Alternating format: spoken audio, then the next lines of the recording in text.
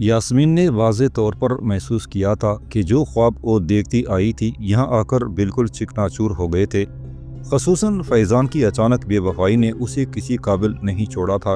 उसका दिल पढ़ाई से बिल्कुल उचाट हो गया था। फैज़ान जाते हुए उसे मिलकर भी नहीं गया था। उस हादसे ने तो उसे अंदर से बिल्कुल ही तोड़ कर रख दिया था। उसने अब पार्टी मीटिंगों में हिस्सा लेना छोड़ दिया था। सारा दिन अपने कमरे में पड़ी रहती। एक बेनाम सा पछतावा उसकी जान को आ गया था। मुंतशिर जहन के साथ तालीम तो वो क्या हासिल कर पाती, जिस्मानी आवाज़ ने उसे घेर लिया। पार्टी इजलास से मुसलसल गैर हाजिरी ने उसके साथियों के दिलों में परवरिश पाते इन खदशात को मुस्तहकम कर दिया था कि यास्मीन मुनहरिफ हो गई है।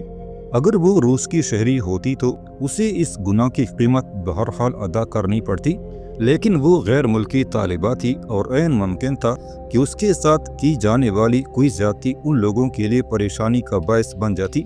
इसीलिए बतौर एहतियात फैज़ान की रवानगी के बमुश्किल 2-2.5 माह बाद ही उसे भी नालायक और कुन जहन करार देकर वापस काबुल भेज दिया गया। जगड़न उर खान की बेटी यास्मीन जब अपने मुल्क में वापस आई तो वो पहले वाली यास्मीन नहीं रही थी। फैज़ान की जुदाई का सानिया उसकी जान को आ गया था। उसकी हंसी और कहकहे कभी के रुखसत हो चुके थे। काबुल की ऊंची सोसाइटी के घरानों में उसका आना जाना बिल्कुल ख़त्म हो गया था। तकरीबात में भी वो खाल ही नज़र आती थी। अपने वालिदैन की अकलौती औलाद होने के बायस वो उसे ज़रूरत से ज़्यादा अजीज़ रखते थे। उर खान ने कभी उस पर किसी काम के लिए दबाव नहीं डाला था। यास्मीन की मां ने हतिल वसा कोशिश की थी कि वो अपनी बेटी को रिवायती मुसलमान और अफगान ज़ादी बना सके। वो खुद एक कदामत पसंद मजहबी औरत थी, एक रिवायती मुसलमान अफगान औरत जिसे अपनी बेटी का खुले बंदों घूमना बिल्कुल पसंद नहीं था। एक रोज़ जब उसे ये इत्तला मिली कि उसकी बेटी शराब नोशी की महफिलों में भी शिरकत करने लगी है, उसने रो रो कर मेजर उर खान के सामने हाथ जोड़े कि वो बेटी को शमे महफिल बनने से बचा ले। लेकिन उर खान पर जदीद नज़रियात ज़रूरत से ज़्यादा ही गलबा पा चुके थे। उसने अपनी बीवी को हस्बे साबक डांट दिया और वो बेचारी कट कर रह गई। यास्मीन को मास्को रवानगी ने तो उसे चारपाई से लगा दिया था, लेकिन वो मरी नहीं थी, अपनी बेटे की आमद की मुंतज़र रही। अब जब उसकी बेटी मुसलमान अफगान ज़ादी बनकर लौटी तो उसने खासी देर लगा दी थी। उसकी माँ की रवानगी का वक़्त हो रहा था। अंदर ही अंदर खड़ने और मुसलसल गम करते रहने की वजह से उसके दिल में सियाह शिगाफ पड़ गया था। हालात की तारीकियों ने उस शिगाफ को मज़ीद गहरा करना शुरू कर दिया था। और जब एक रोज़ उसे दिल का दौरा पड़ा और उर खान उसे अस्पताल लेकर गया तो उसे डॉक्टरों ने बताया कि मरीज़ के इलाज में ज़बरदस्ती कोताही की गई है और मामला अब दवा से ज़्यादा दुआ पर आ गया है। यास्मीन ने 5-6 माह तक हतील मकदूर कोशिश कर डाली कि उसकी माँ जिंदा रहे, लेकिन वो अपनी माँ को मरने से न बचा सकी। मरते वक्त उसकी माँ कम अज़ कम इस लिहाज से मुतमईन इस दुनिया से जा रही थी कि उसकी बेटी ने किसी मरहले पर ही सही बहरहाल सीधी राह तो अपना ली थी। माँ की मौत ने तो यास्मीन के रहे सही अवसान भी ख़ता कर दिए थे। उसने जब कभी सिद्ध के दिल से हालात का जायज़ा लिया तो खुद को ही माँ की मौत का जिम्मेदार गर्दाना। उसकी बेजा और हद से बढ़ती हुई तरक्की पसंदी ने उसे जन्म देने वाली माँ की जान ले ली थी। इस इंकशाफ ने उसे कई मरतबा रुलाया। जूं वो इस पर गौर करती, नाम निहात तरक्की पसंदी और सोशलिज्म से उसकी नफरत बढ़ती चली जाती। एक रोज़ जब उसने सुना कि रूस की फौज ही उसके मुल्क में दोस्ती निभाने के लिए घुस आई है तो वो तिल मिला कर रह गई। लेकिन बेचारी मासूम लड़की क्या कर सकती थी। इस दौरान काबुल के 2 सरबराहान मुमलिकत यक्के बाद दीगरे इस इनकलाब की भीड़ चढ़ चुके थे। मुल्क की हालात बिल्कुल बदल गए थे। सारी रात काबुल कर्फ्यू की लपेट में रहता। लोग एक दूसरे से खौफजदा और सहमे नजर आने लगे थे। ये बड़े साफ दिल और पक्के मुसलमान थे। दिल की बात कभी दिल में न रख सके। उनके अंदर रूस के खिलाफ पलने वाली नफरत रोज़ बरोज़ बढ़ती ही चली गई। यास्मीन के देखते ही देखते कई नौजवान काबुल से गायब होकर पहाड़ों में चले गए। जाने वाले राइफलें भी साथ लेकर गए थे। वो इस अज़म से निकले थे कि अपने घरों को तभी लौटेंगे जब अपना मुल्क आज़ाद करवा लेंगे। उन जाने वालों में चंद ऐसे भी थे जिनके नाम और कारनामों से जल्दी काबुल के दर बाम गूंजने लगे। उन्हीं में एक नाम फैज़ान का भी था। فیضان کا نام یاسمین نے پہلی مرتبہ اپنے باپ سے سنا تھا جب وہ ایک روز کرنل شول خوف سے ڈانٹ کھا کر خاصا آگ بگولا اور غصے میں پھنکتا گھر آیا تھا۔ کرنل شول خوف نے اس کی بڑی بے عزتی کی تھی اور فیضان کے نکل جانے پر اسے نکٹو اور کام چور ہونے کے طعنے بھی دیے تھے۔ ایک روز اخبارات میں اس نے فیضان کی تصویر اس خبر کے ساتھ دیکھی کہ اس نے ایک روسی مشاور کو کابل کے ایک بھرے پڑے بازار میں گولی مار دی تھی اور ہجوم میں فرار ہو گیا تھا۔ اس کے کارناموں کو پڑھ کر اور سن کر یاسمین کو بہت خوشی ہوتی تھی۔ اس نے بار بار ان باتوں پر خدا کا شکر ادا کیا تھا کہ فیضان ماسکو والوں کے نرغے سے زندہ نکل کر واپس آ گیا ہے۔ پچھلے دنوں تو اس کا تذکرہ قریباً آئے روز اس کے گھر میں ہونے لگا تھا۔ گھر میں وہ اپنے والد اور نوکروں کے ساتھ ہی رہتی تھی، لیکن اس ماڈرن آبادی کے اکثر لوگوں کا ان کے ہاں آنا جانا لگا رہتا تھا۔ کابل کے ہر گھر میں انہی مجاہدین کی کہانیاں زیر بحث رہتی تھیں۔ کچھ لوگ ان سے بے پناہ محبت کرتے تھے اور کچھ نفرت، لیکن ہر دو طبقے ان کی جرأت اور قوت ایمانی کے قائل ضرور تھے۔ دوست دشمن بارہا ان لوگوں کو خراج عقیدت پیش کر چکے تھے جنہوں نے ایک جابر اور قاہر قوت سے نہتے ہونے کے باوجود ٹکر لی تھی۔ یاسمین نے یہ تو کبھی سوچا ہی نہیں تھا کہ اس طرح اچانک فیضان زندگی میں دوبارہ اس سے ٹکرا جائے گا۔ فیضان نے بھی کبھی یہ نہیں سوچا تھا کہ وہ جس گھر میں پناہ لینے جا رہا ہے وہاں یاسمین بھی اس کی منتظر ہوگی۔ جگڑن اور خان کے ہاتھ سے پستول گر چکا تھا۔ اس نے اپنی بیٹی کی دھمکی میں بڑا واضح وزن محسوس کر لیا تھا۔ اس کے تجربے نے اسے انسانی لہجوں میں چھپے حقائق کو پڑھنے کا اچھا خاصا گر سکھا دیا تھا۔ جس طرح یاسمین نے اچانک اس پر پستول تانا تھا، عجب نہیں تھا کہ اگر وہ مدافعت کرتا تو یاسمین گولی چلا دیتی۔ فیضان پستول اٹھا لو، اس نے حیرت زدہ فیضان کو اپنے باپ کے پستول کی طرف اشارہ کرتے ہوئے کہا۔ فیضان نے چند لمحوں کے لیے کچھ سوچا، پھر پستول اٹھا لیا۔ بابا، یاسمین نے اپنے والد کو مخاطب کیا، مجھے افسوس ہے میں نے آپ پر پستول تانا ہے، لیکن میری جگہ کوئی باغیرت پٹھان لڑکی ہوتی تو وہ یہی کرتی۔ یہ شخص ہمارے گھر پناہ لینے آیا ہے اور پٹھان پناہ لینے والے کو کچھ نہیں کہا کرتے، خواہ وہ ان کے باپ کا قاتل ہی کیوں نہ ہو۔ یہ ہمارا مہمان ہے۔ یاسمین، میجر اور خان نے اس کی آنکھوں میں جھانکا۔ تم جانتی ہو اسے؟ اسے کون نہیں جانتا بابا، یہ لوگ تو ہماری پہچان ہیں، یہ ہماری عظیم روایات کے امین ہیں۔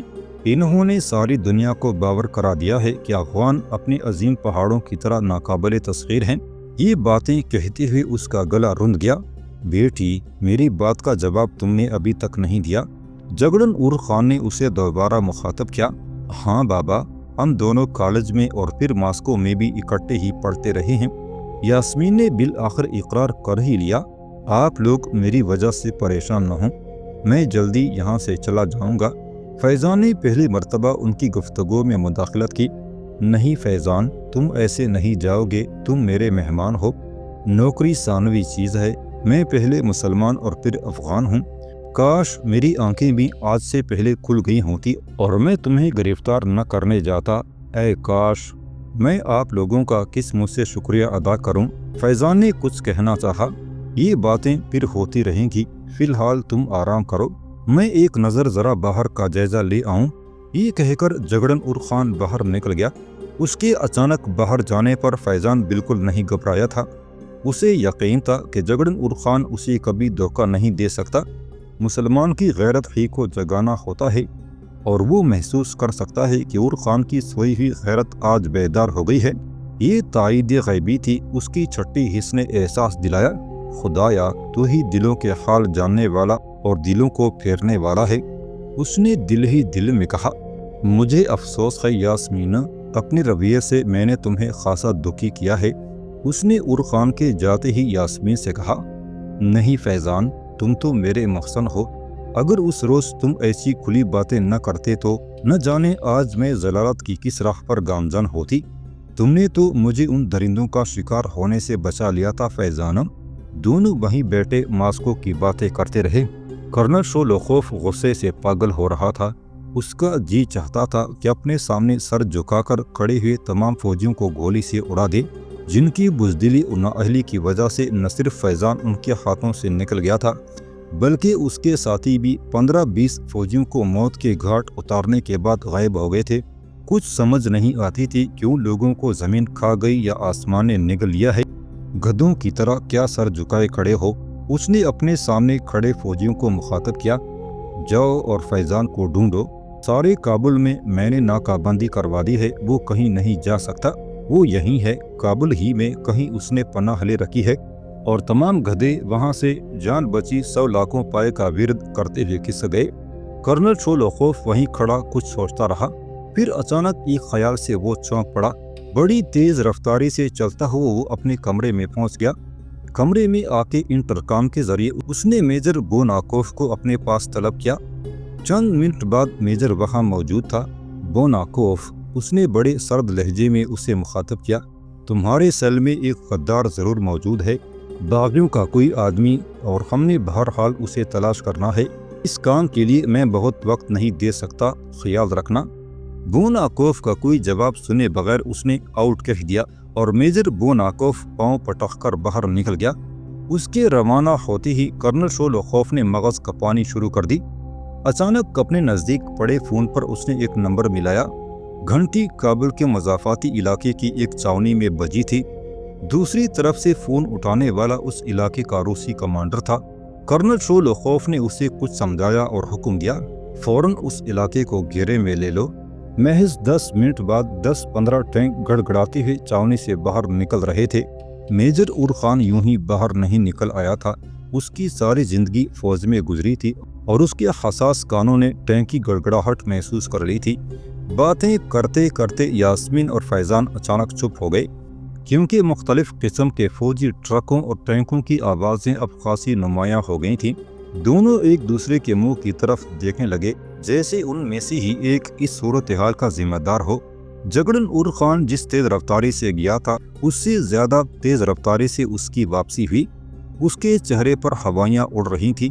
اسے سمجھ نہیں آ رہی تھی کہ صورتحال کی وضاحت کس طرح کرے۔ اس کی حالت بالکل نو مسلموں کی سی ہو گئی تھی، جنہیں ایمان لاتے ہی اللہ تعالیٰ نے کسی بڑی آزمائش میں ڈال دیا ہو۔ آج زندگی میں پہلی مرتبہ اس کی راہ گم کردہ بیٹی اسے راہ راست پر لائی تھی، اور آج ہی اس کا امتحان قدرت لینے پر تھل گئی تھی۔ میجر اورخان جانتا تھا کہ فیضان کو گرفتار کروانے کی صورت میں اسے کسی بھی اعلیٰ ترین اعزاز سے نوازا جاتا، کیونکہ اس سے پہلے بھی اس نے فیضان پر قابو پایا تھا۔ کچھ بعید نہیں تھا کہ وہ کرنل بنا دیا جائے، لیکن کیا وہ اپنے ضمیر کی طرف سے خود پر برپا ہونے والے عذاب کا سامنا کر سکے گا؟ نہیں، اس نے سوچا، یہ ناممکن ہوگا۔ فیضان، میرے بیٹے، اس نے اندر داخل ہوتے ہی فیضان کو مخاطب کیا، ان لوگوں کو شاید تمہارے یہاں موجود ہونے کا شک ہو گیا ہے۔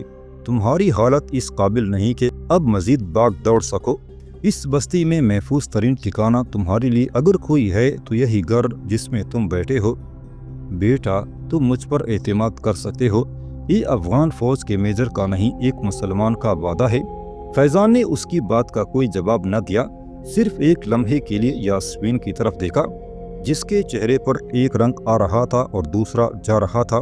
فیضان، تم مطمئن رہو، اس کے لہجے میں بلا کی خود اعتمادی تھی۔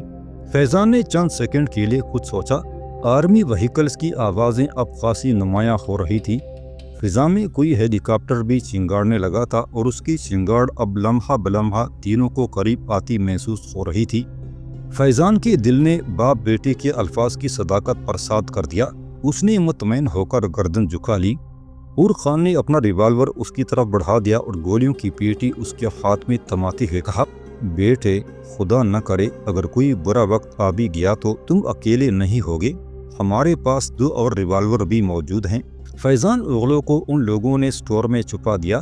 چند ہی منٹ بعد فوج کے متعدد دستے اس ماڈرن آبادی کو گھیرے میں لے رہے تھے۔ وہ بے دھڑک کسی بھی مکان میں گھس جاتے تھے۔ جگڑن اورخان اپنے بنگلے کے دروازے پر آ گیا تھا۔ ایک جیپ اس کے قریب آ کر رک گئی۔ جیپ میں حواس باختہ افغانی میجر اور اس کے سپاہی بیٹھے تھے۔ یہ لوگ خات کی طرف سے آئے تھے اور فیضان کی گرفتاری کی اس مہم میں حصہ لے رہے تھے۔ بوکھلائے ہوئے افغانی میجر نے جگڑن اورخان کو اطلاع دی کہ فیضان بھاگ گیا ہے۔ اورخان کو اپنی اداکاری کی صلاحیتوں پر کبھی اعتماد نہیں رہا تھا، لیکن آج وہ خود اپنے آپ کو داد دیے بغیر نہ رہ سکا۔ اس نے اپنے چہرے پر غصے کی کیفیت طاری کر لی اور منہ میں کچھ بڑبڑا کر رہ گیا۔ اس کے ساتھی میجر اور خان کی جذباتی کیفیت کا اندازہ لگا سکتے تھے۔ وہ جانتے تھے کہ اور خان نے کس طرح جان جوکوں میں ڈال کر فیضان اغلو کو گرفتار کیا تھا، اور اس کے فرار کے بعد تو اب یقیناً اس کی جان غیر محفوظ ہو گئی تھی۔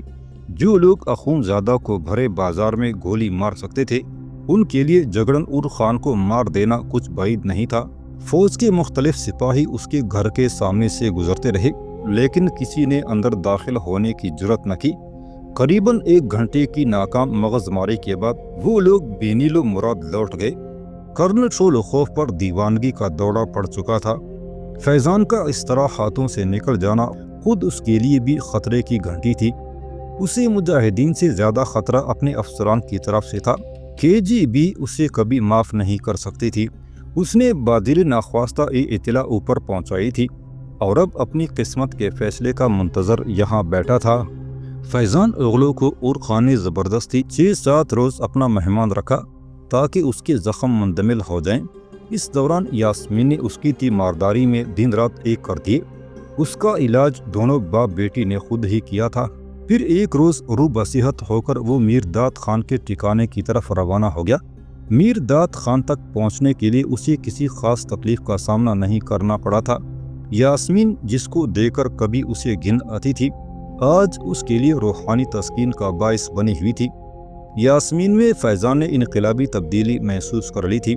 اس نے جان لیا تھا کہ شام ڈھلنے سے پہلے صبح کی بولی یاسمین گھر لوٹ آئی ہے۔ اس کی طبیعت میں ایک واضح ٹھہراؤ آ گیا تھا۔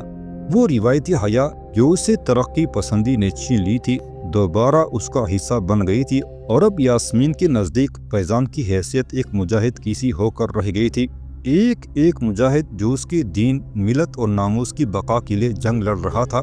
یہ جانے بوجھے بغیر کہ اس اندھی لڑائی کا کیا انجام ہوگا۔ اس دوران جگڑن اور خان اسے خاک کی پل پل کی خبریں دیتا رہا تھا۔ اس نے فیضان کو بتا دیا تھا کہ کس طرح اس نے کرنل شولوخوف کو گمراہ کرنے کے لیے تفتیش اور تلاش کو غلط راستے پر ڈال دیا ہے۔ جب اس روز علیف صبح فیضان نے باپ بیٹی سے جانے کی اجازت لی تو یاسمین کا جیسے دل ایک دم سے بیٹھ گیا۔ فیضان نے اسے اپنی اگلی منزل نہیں بتائی تھی، لیکن یہ یقین ضرور دلایا تھا کہ وہ لوٹ کر ضرور آئے گا۔ اس نے جگڑن اور خان کو بین السطور میں اس امر کا احساس بھی دلایا تھا کہ وہ کبھی خود کو اکیلا نہ سمجھے۔ اور خان کے لیے یہ امر باعث برکت تھا کہ فیضان اغلو ایسے سربکف افغان مجاہد نے یاسمین کے لیے سہارا بننے کی آرزو ظاہر کی تھی۔ امیر داد خان اور دیگر مجاہدین نے صلاح و مشورے کے بعد اسی وقتی طور پر کابل سے ہٹا لینے کا فیصلہ کر لیا تھا۔ وہ جانتے تھے کہ KGB اور خاد پاگل کتوں کی طرح فیضان کی بو سونگتے پھر رہے ہیں، اور کابل میں وہ لوگ خود کو زیادہ محفوظ بھی تصور نہیں کرتے تھے۔ مختلف ذرائع سے سفر کرتا فیضان اغلو اپنے پرانے ٹھکانے جلال آباد پہنچ چکا تھا۔ اس نے یہاں آ کر دم نہیں لیا تھا کہ آتی ہی اپنی سرگرمیاں شروع کر دی تھیں۔ جلال آباد میں اسی مجاہدین کے مقامی کمانڈر کی حیثیت حاصل تھی۔ جلد ہی KGB کے ایوان اس کی جلال آباد میں موجودگی اور کارناموں کی خبروں سے لرزنے لگے۔ اب KGB کی مرکزی کمان نے اس معاملے کو خود ہینڈل کرنے کا فیصلہ کر لیا تھا۔ بڑی سوچ و بچار کے بعد وہ لوگ اس نتیجے پر پہنچے کہ یہ کام انہیں اپنے دیرینہ دوستوں سے لینا چاہیے، اور ان کا یہ دیرینہ دوست بھارت تھا۔ بھارتی انٹیلیجنس ایجنسی ان کے لیے پہلے بھی افغانستان میں کئی مشن انجام دے چکی تھی، اور KGB کی طرح ان کی بھی افغانستان میں اڈے اور ایجنٹ ہمیشہ سے موجود رہے ہیں۔ پھر اگلی ہی روز روس کے ایک خصوصی مشن کو لے کر ایک روسی میگ ماسکو سے دہلی کی طرف محو پرواز تھا۔